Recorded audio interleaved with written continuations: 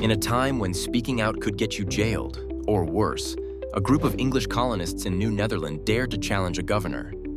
And history. It was April 20th, 1657. The Dutch-controlled colony that would become New York was ruled by Director General Peter Stuyvesant, strict, devout, and fiercely intolerant of religious dissent, especially Quakers. The Quakers were radical in his eyes.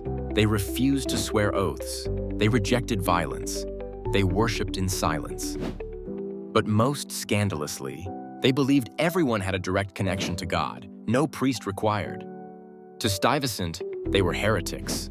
So when a few Quakers began preaching in Flushing, now modern-day Queens, the crackdown was brutal.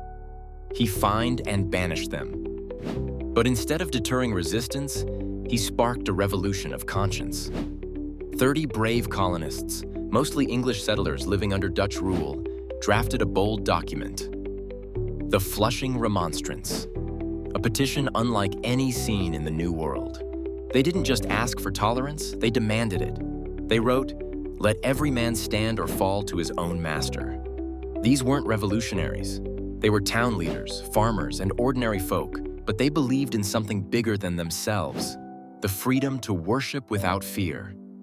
It was an act of rebellion without gunpowder, an early echo of what would later ring out in the First Amendment, over 100 years before it was ever written. Stuyvesant responded with fury.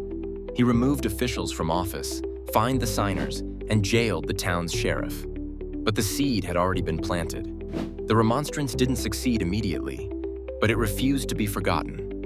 It became a living memory, a whispered inspiration passed from generation to generation.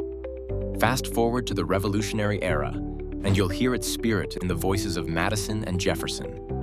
The idea that no ruler, no governor, no church should dictate your soul's path. Today, it rests in the New York State Archives, on paper, fragile and aging. But its message? As alive as ever. Because freedom of religion didn't begin with the Constitution. It began with everyday people who chose principle over comfort and signed their names knowing the cost.